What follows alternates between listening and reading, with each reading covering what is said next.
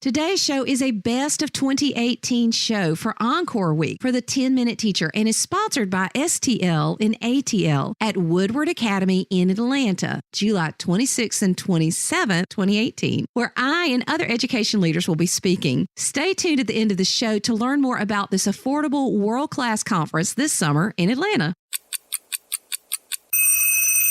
Episode 280, the most popular 5-Idea Friday of 2018 so far, is 5 Ideas for Writing with Technology.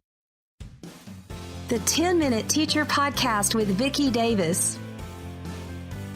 Every weekday, you'll learn powerful, practical ways to be a more remarkable teacher today.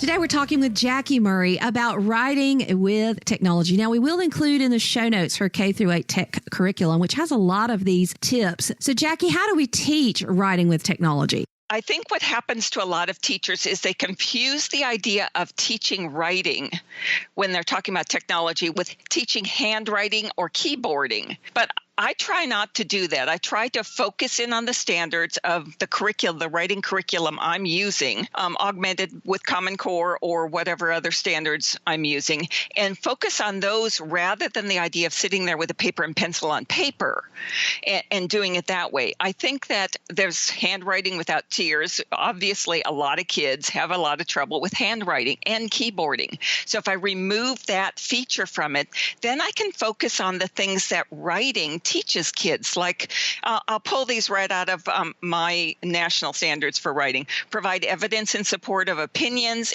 examine complex ideas and information clearly and accurately, communicate in a way that is appropriate to task, audience, and purpose. See, that never mentions what tool to use to do that. It just says that's what kids should get out of writing. So you let them write with whichever way. If they're more comfortable handwriting, they handwrite. If they're more comfortable typing, they type. How do you do that?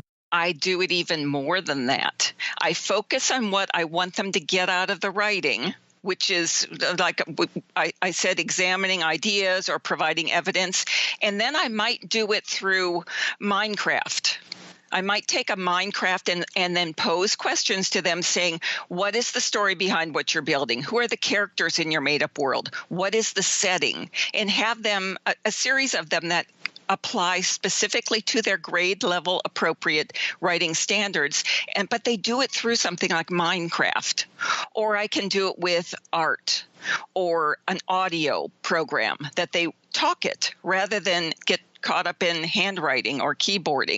So you've got the writing standard, but they may actually meet the standard without written expression? Yes. Now, obviously, I do want them to write also because lots of kids are very good at writing and they love it. So I'm making it available to the kids who are kind of afraid of handwriting or writing, putting their thoughts on paper, and give them these options that accomplish the same goals I want them to accomplish without the pain that goes along with it. Well, I teach my students voice dictation, and there's some students who are far better at voice dictation than they are at typing or handwriting, and then they go back and edit. I mean, they still have to edit. Perfect. But you're just saying that as long as we end up getting there, that kids may go multiple pathways to get to that final destination of a written piece?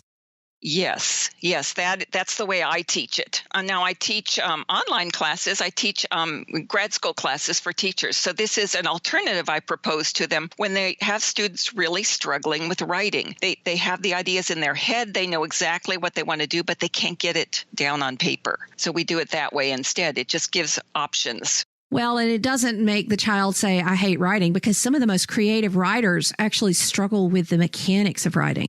Exactly. Another one I really like is this 140 character novel in Twitter, because kids love Twitter. They love it.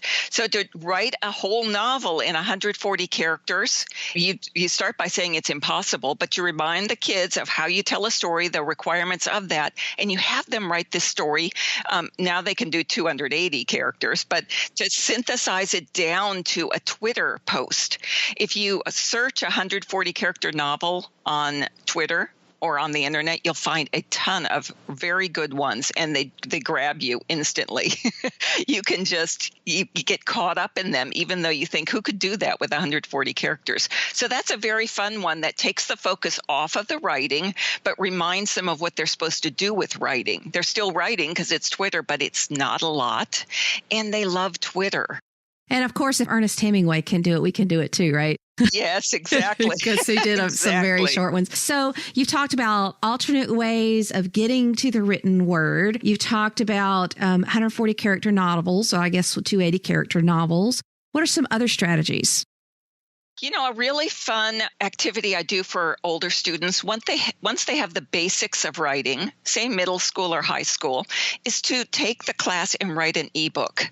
Could be fiction or nonfiction, but they do all the steps you would normally take in writing a book. Write it. You meet with your critique group to go over it. You can do that virtually on Google Hangouts or Skype. Review their writing, edit it, fine-tune it, but to write the whole ebook. And then at the end of probably a year long, I don't have too many people who do it in a semester class, but at the end of that time, they have a book they can publish. So it's very fun for them to come out of that, first go into a writing class with this wonderful goal, and then come out of it with something in their hands.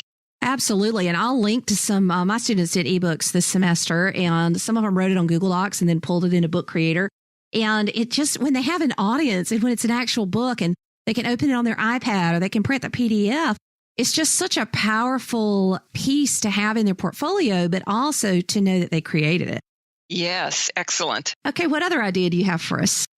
I'm a real fan of blogging. I think blogging accomplishes so much of what we want kids to do now, which is collaborate with each other, share their ideas, task, audience, purpose, write for the task at hand, the audience that's reading it, the purpose they have. And blogging does all of that. I'm a real fan of that for any subject, for any purpose. It can be expository or fiction or nonfiction or essay, whatever it is, and then allow students then to share it with each other and comment. So I like that one a lot too. Oh, blogging is wonderful. So, Jacqui, when teachers are writing, you've given us 5 great ideas for writing with technology.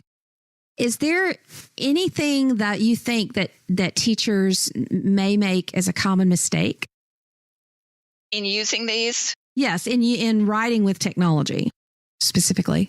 I do. And I'm glad you brought that up. I do. A lot of people, when they think of writing with technology, they think of like spellingvocabulary.com, something like that comes to mind. Not to pick on them, I don't mean it that way, but they think of, if you know the SAMR model, substitution, augmentation, modification, redefinition, then you know spellingvocabulary.com is at the substitution, maybe augmentation level, but technology is very effective in modification, redefinition, which is the ones I've mentioned with Minecraft and Twitter novels and blogging a bit. So yes, I think they make the mistake of thinking they have to do it like, okay, I've taught writing, now I'm going to use technology to practice it, to practice their vocabulary and spelling, rather than modify and redefine. And just not taking it to that higher level of thinking and problem solving that we need to get to so that our students can be critical thinkers and creators. Exactly. So we have gotten today 5 ideas for writing with technology. Jacqui Murray, we have lots of links in the show notes to all of her curriculum, her K-8 tech curriculum, keyboarding curriculum, all kinds of material. She's a fantastic resource, been teaching K-18 for 20 years, so she has a lot of experience with a lot of different grade levels. If you teach writing, it's so important to engage students in the process of writing, and sometimes that means not getting too hung up in the mechanics before you get them excited about writing itself. So thanks for listening, and get out there and be remarkable. This summer, July 26th and 27th, I will be speaking with other amazing educators like Susie Boss, Janet Zanita, and many more in Atlanta at Woodward Academy's STL and ATL conference. Priced at $295, this all-inclusive event, of course, except for hotel and travel, is an incredible opportunity to engage and learn. But sign up now at stlinatl.com and join me in Atlanta this summer. Space is limited, so you'll want to go ahead and sign up. So I'll be speaking at ISTE in Akron, Ohio, and this conference in Atlanta this summer. So I hope we can connect.